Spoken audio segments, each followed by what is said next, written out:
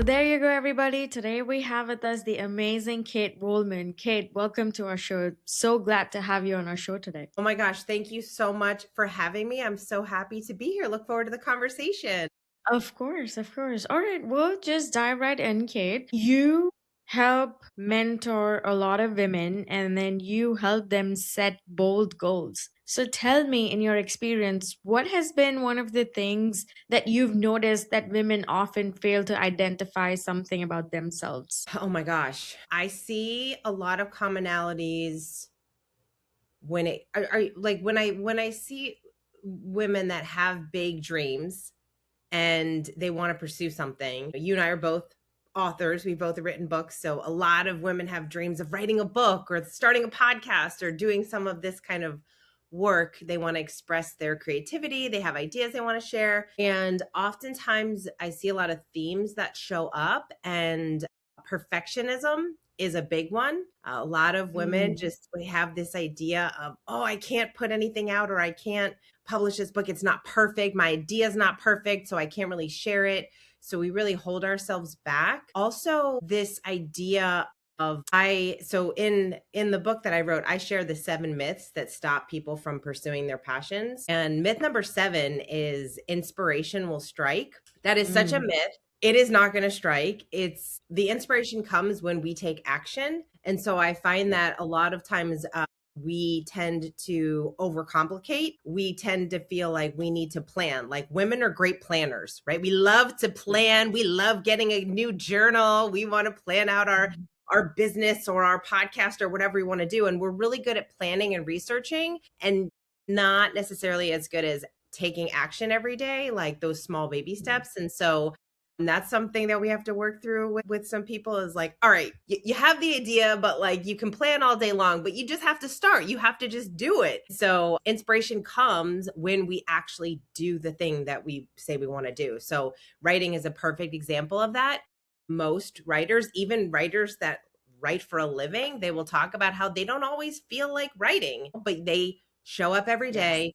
And if we were waiting for inspiration to write, we would never write the books. We would never write the blog posts. We would never create the videos. Sitting down and writing gets us in that state of, once you get started, you're like, oh, like I always, when I write, because I try to write daily. And so I sit down and my goal is to write 250 words a day, whether that's a poem, a blog post, or something, even just for me, just daily writing. I have a little document in my computer called daily writing, and it's just ideas or anything. And sometimes I really feel like writing and other times I don't. Sometimes I sit down and I don't feel like writing and I write 250 words, and all of a sudden I'm so inspired to write more and more and more. And Yeah. all of a sudden I've been writing for 30 minutes and I have 1,000 words. So those are two of the ones that that pop up a lot.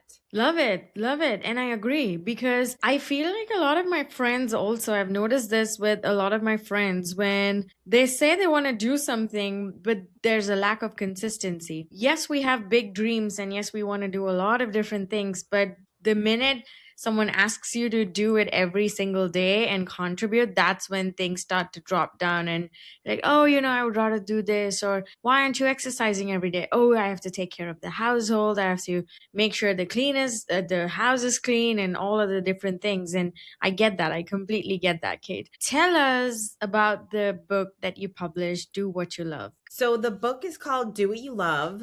The subtitle is A Guide to Living Your Creative Life Without Leaving Your Job.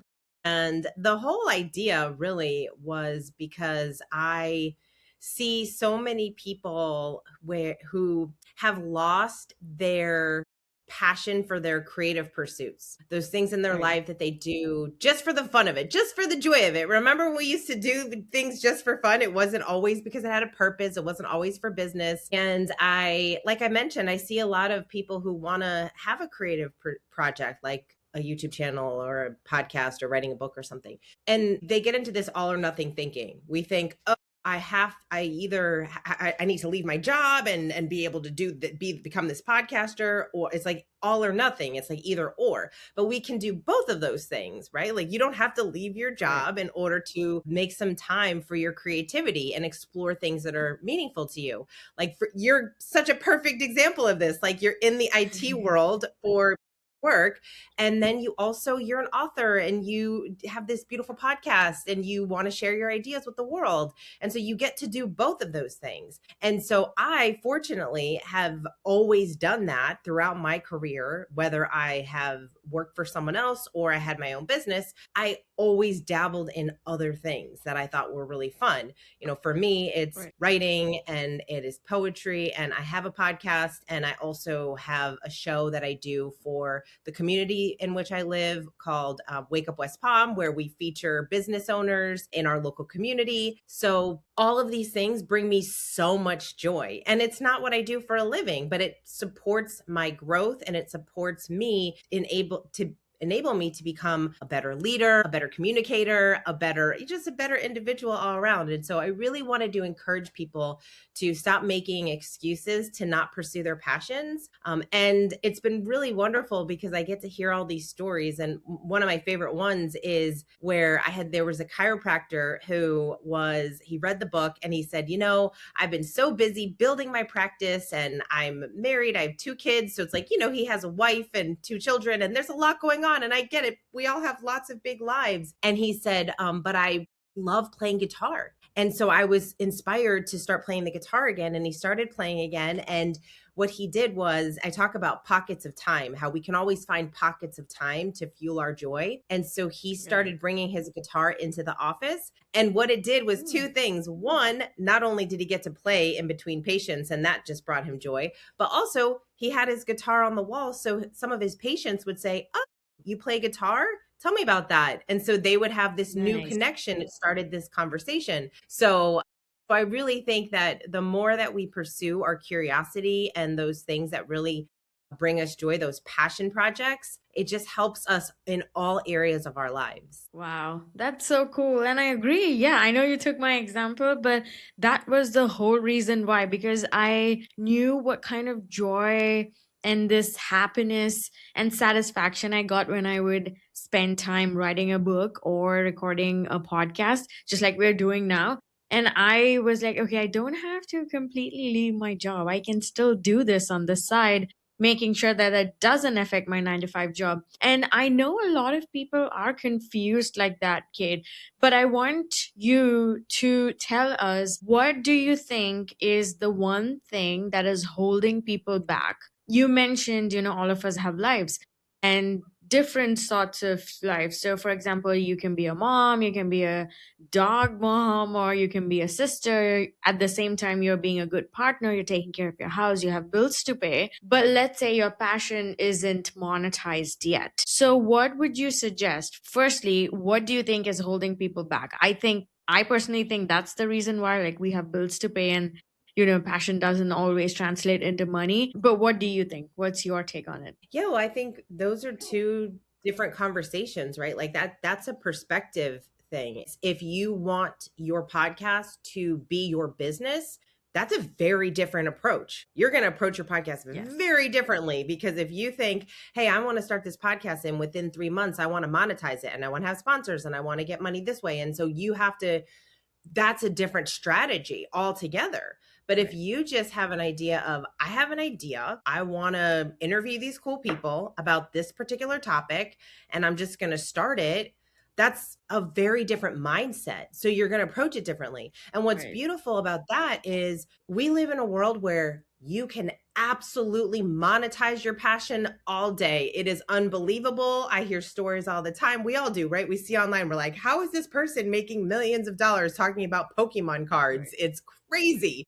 And so that is available to us, right? And so we can decide that that's going to be an end result. But in the meantime, when we do something, the moment that we accept money in exchange for that activity, our relationship with it changes, right? If we do podcasting for True. the fun of it, it's True. one thing. And then if we're starting to take money, like, I talk to some influencers online and they'll talk about how it is stressful the moment you get a big sponsor to pay you money and now they expect this amount of videos and this amount of reach. And there's a level of stress that comes along with some of that stuff. And so, because it turns into a business. So Correct. you have to decide, like, do you want to do something just for the fun of it? Or do you want to monetize it and make it a business? That approach is different. Now, the cool thing that happens all the time is I started this podcast for the fun of it. And all of a sudden it blew up. And then I started, and then I created a course, and then I had this community. And then I started, you go down this rabbit hole of all of the things that you can do because there are a lot of ways to monetize. And so that's what I think is so interesting is like when you do something for the reason of, it's important to me. I feel like I'm the person that is the one that should be sharing this message, and I'm going to just start. All of those doors start opening, and you also start to learn a lot. Like you learn a little bit more about the business. So you're not so stressed out about figuring out how to monetize something because you still have something else that you're doing. So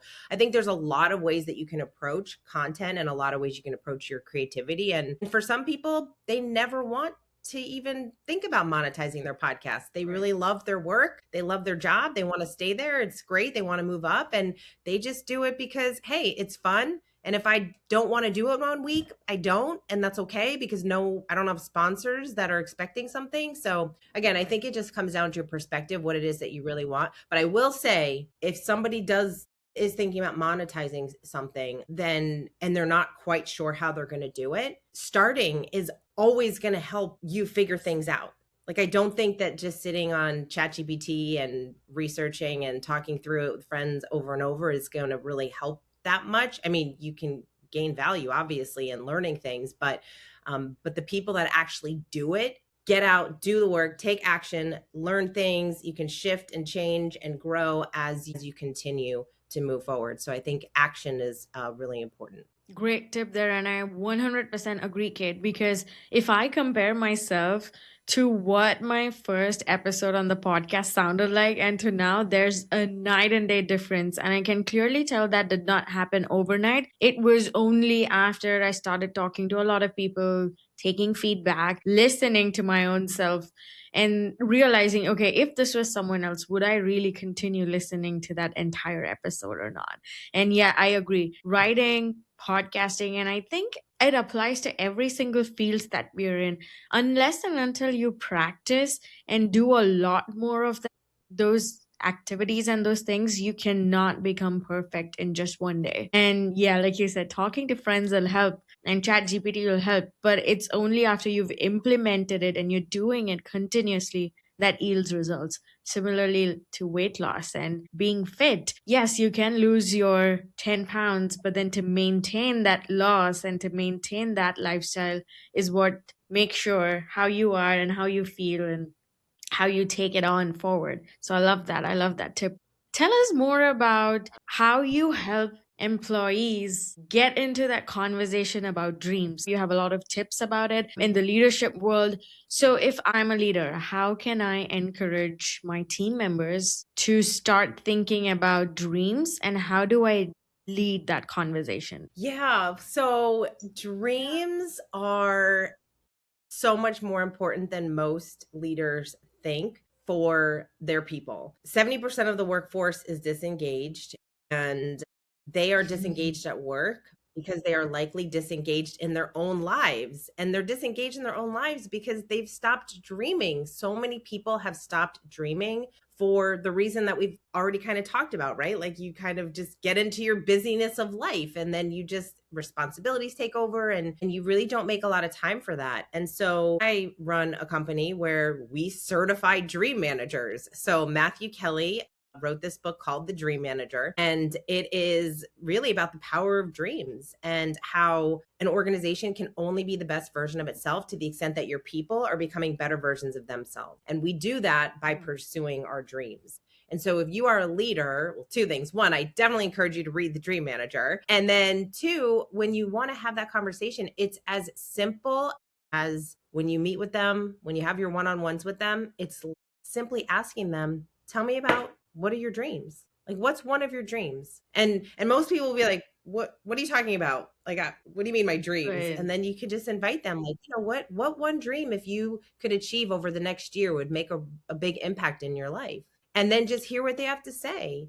and you're going to learn so much about your people, and you're going to learn more about like what they care about. And if we know what they care about and we can help them achieve those dreams, they're going to show up at work differently. They're going to be more loyal. They're going to feel like, wow, my leader actually cares about my personal dreams and like doing things for me, not just, hey, get to work and do the things that you're supposed to do before you leave. No, like they Yeah. care about me as a human being. And so it's really powerful. I mean, we can do that in our everyday lives too, like the people that you work with, asking your family. You know, we work with a lot of leaders, and some people were surprised by the dreams of their spouse. Like they hadn't sat and had a conversation about the dreams of their spouse, and so they opened up this dialogue. And in the book, Matthew shares the 12 categories of dreams, because most of us have personal dreams. I mean, we have professional dreams, right? We're taught to have professional dreams, and we have some material dreams. We want to buy that house or get that car, or and we have financial dreams. But what about your psychological dreams, or your spiritual dreams, or your intellectual dreams, or your creative dreams? You know, a lot of us, we don't really Right. think about those kinds of dreams. And so we have to start to rebuild our dream muscle. Interesting. That's so interesting. Dream muscle. Okay, I'm definitely going to check out the Dream Manager book. Sounds very, very cool. And it feels like everything that you just said, Kate, I could relate to it because during one on ones as a leader, it's so easy to get sucked into the details of your professional setup and the work that you are doing and the work that the employee is doing, that these days you hardly get a chance to connect, especially in the remote setup. Everyone's in a different corner of the world, sitting in their office or in some corner of their house. And you don't get to have those cooler talks that you would, water cooler talks that you would if you were in an in office, setup. And I've noticed this. I've been working remote for the last 6 years now, and I really miss those connections, the kind of conversations that we would have at a happy hour or even during an office lunch or a break or a coffee break or a short walk. Those used to make me feel so lively and so connected, and it would make me want to go to work the next day. And now I feel like in a remote setup, it's so difficult, first, to find time to connect. Second, everyone's like, wait, did I do something wrong? What's going on? Like, because if you don't talk about, if you're only talking about work and if you sometimes deviate, then that's like a whole another thing. And people think they're in trouble. And so I've made this habit where when I am on my one on ones, I just make it a rule and I say to some people, we are not talking about work. Tell me what's your next vacation. Tell me where you're going next. And why are you even working on your vacation? That's another thing that I've noticed. But you mentioned great points, Kate, and I love it. I love how actionable those tips are. And I love how it makes you think. It's so weird, like you said, yeah. And I can relate to each and every point of yours because my husband and I had that same conversation one day. And we were just sitting at a bar having, drinks. And I'm like, okay, you know what? Tell me, we are now at in our 30s, what is it that you wanted to really do by this age but you didn't? And he's like, you know what, I really wanted a motorcycle because I love riding and I love, all of these things. I love the details, the technical details and all of that.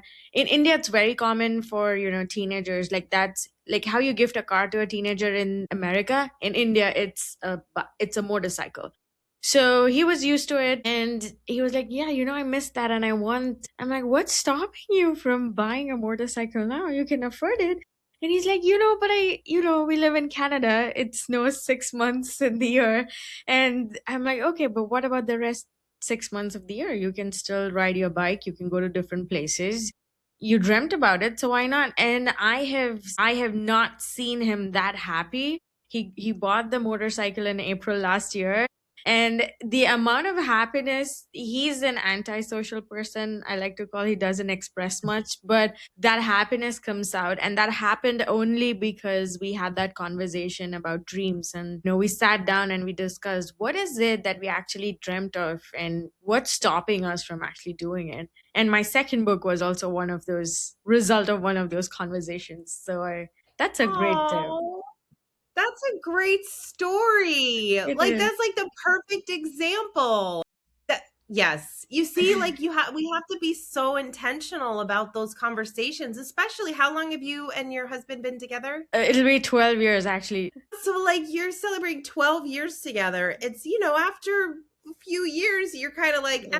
so you can, if you're not intentional about it, you don't have those conversations anymore. And it's so important, especially if you are with a man who isn't going to share those unless you kind of get a little bit out of them, which, is some not uncommon. Yeah, And yeah. so that's awesome. You had asked about what stops people, and I think I would be curious for you to answer because two things. One, you're doing what so many people I think want to do, right? Like they have this job and maybe they do want to pursue something, and you have the podcast and you write the book. You wrote your first book, and then what was that like to write the second one? Like, did you find it we talked about this before we hit Yeah. record, but I think it's good for people to hear because when you want to build that momentum on a project, like you finished the first book, and then what was that like? What was the experience compared to the first book and the second? Definitely different. It was easy because I published, self published the first book. So I knew what I was getting into. It was difficult the first time I did it. I had absolutely no idea, nothing. But for the second book, I knew what format to follow. I knew what worked for me, what didn't work for me. So it became a little easier. I was just trying to make excuses. Like you mentioned, most of the people make excuses and they just put things off. That's what I did. I said, no, I want to focus on the podcast, I want to focus on something else. Yes, I'll write a book, I'm waiting for the right story. And then at one point in time, people kept asking me, what's going on, Shikha? What about the next book? Are you done? Was that a one time thing? And I'm like, no ways. I have a fiction story in mind and I'm writing a science fiction and all that. And I actually did. And I stopped it halfway because I evaluated my choices and my routine. And finally, I decided to make a change because I dreamt myself in a certain way and I wasn't doing anything to get there or to be there. I wanted to be a person who was an established author. Like I got a um gold award for the first book in the tech category for the 2021 ebook awards, and I wanted to continue that momentum and I somehow lost it. I don't know why, but now I started getting that feel and that zeal. When I sat down, I'm like, okay, what am I doing? Why am I making all these excuses and for what? I don't even feel good about it. Like, okay, if I made an excuse to myself, I said, oh, I got my 9 to 5 is really hectic and I don't have time. Or I would say, oh, I have a lot of family issues, so I want to travel a lot. But that wasn't the case at all. I was just putting things off. And it made it easier because I knew what I was getting into the second time and I had all the resources. I just had to sit down and do the work, like you mentioned, action. Yeah.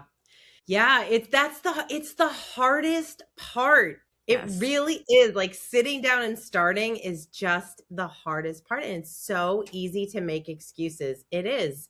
So, yeah, it's a discipline for sure, but once you get used to it, it's just like anything else. You have to just Yes. you get used to it and then it just becomes your habit. It becomes your routine. True. Well, Kate, this was a pleasure, and I had a blast talking to you. All your tips were super actionable, and I think anybody can implement those and at least start thinking.